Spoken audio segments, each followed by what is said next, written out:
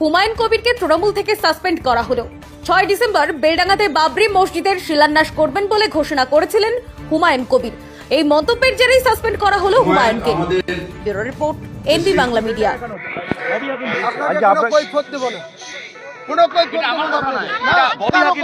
ববি হাকিমের কথারও কোনো কৈফিয়ত দেব না, কোনো কৈফিয়ত দেব না।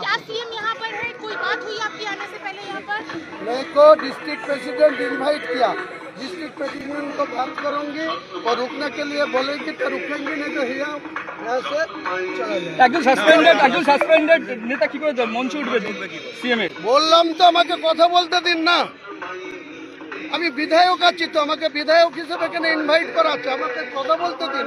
আপনি কি দল ছাড়বেন? কালকেই রিজাইন দিয়ে দেবো তৃণমূল থেকে, কালকেই, এবং 22 তারিখে মুর্শিদাবাদে নিজের দলের ওপেনিং করবো। নতুন দল করবেন?